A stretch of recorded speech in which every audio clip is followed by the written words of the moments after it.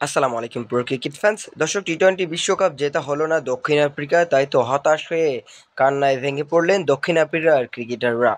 Trophy কাছে পেয়েও ছুঁয়ে দেখা হলো না দক্ষিণ আফ্রিকার।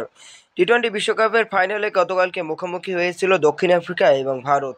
সেখানে শুরুতে ভারত ব্যাটিং করতে নেমে তারা কিন্তু শুরুটা মোটেও ভালো করতে পারেনি, কেননা তারা কিন্তু মাত্র 34 রানের মধ্যে 3টি উইকেট হারিয়ে ফেলে, যেটা কিন্তু অনেকটা চাপে পড়ে গিয়েছিল ভারত, কেননা ভারতীয় অধিনায়ক রোহিত শর্মা তিনি কিন্তু এদিন পরিপূর্ণভাবেই ব্যর্থ হয়েছেন।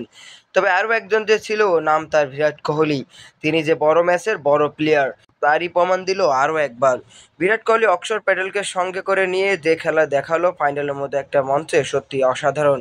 বিরাট কোহলির 76 রানের নৈপুণ্যে নির্ধারিত 20 ওভারে 176 রান তুলতে পারে ভারত। মূলত বিরাট কোহলি এদিন একের পর এক 4 ছক্কা মেরে ভক্ত সমর্থকদের যেন উল্লাসে ফাটাচ্ছিলেন। ফাইনাল যেন শুধু তারই জন্য। 177 রানের জবাবে দক্ষিণ আফ্রিকাও কিন্তু দুর্দান্তভাবেই ব্যাটিং করছিল, কেননা তারা কিন্তু জেতা ম্যাচ হেরে গিয়েছে। মাত্র 23 বলে যখন 26 রান দরকার ছিল, তখনও কিন্তু দক্ষিণ আফ্রিকার হাতে ম্যাচ ছিল। কিন্তু তারপরে ঘটে বিপত্তি। হার্দিক পান্ডিয়া বোলিংয়ে এসে হেনরিক ক্লাসেনকে ফিরিয়ে দেয় এবং শেষ 18 বলে যখন 22 রান দরকার, তখনও কিন্তু দক্ষিণ আফ্রিকার হাতে ম্যাচ ছিল।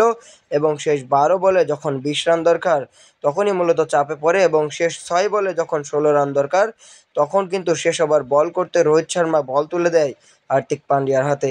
কেননা হার্দিক পান্ডিয়া কিন্তু হেনরিক ক্লাসেনকে ফিরিয়ে ভারতকে জয়ের ধারায় ফিরিয়েছিল এবং প্রথম বলেই কিন্তু ডেভিড মিলার ছক্কা মারতে গিয়ে বাউন্ডারি লাইনে ধরা পড়ে। আর তখনই মূলত ম্যাচ থেকে ছিটকে পড়ে যায় দক্ষিণ আফ্রিকা। দক্ষিণ আফ্রিকার এই ব্যাটসম্যান যখন আউট হয়ে যায়, তখন কিন্তু পুরো দক্ষিণ আফ্রিকার সমর্থকরা সহ খেলোয়াড়রা সহ রীতিমতো কান্না করে দিচ্ছিল ম্যাচ শেষ হওয়ার আগেই। কেননা আর যে তারা জিততে পারলো না, ভারত কিন্তু জয় পেয়ে গেল 7 রানের। আর এই জয় কিন্তু শুধু জয় নয়, ভারত কিন্তু অনেক দিন পর টি-টোয়েন্টি বিশ্বকাপের ট্রফি জিতলো। সর্বশেষ তারা এই ট্রফিটি জিতেছিল 2007 সালে। মূলত এবার এই ভারতের এই দলটা ট্রফি জিতেছে, তা আবার দক্ষিণ আফ্রিকাকে হারিয়ে। অভিনন্দন ভারতীয় দলকে। আর হতাশা প্রকাশ করলাম দক্ষিণ আফ্রিকার ক্রিকেট দলের জন্য।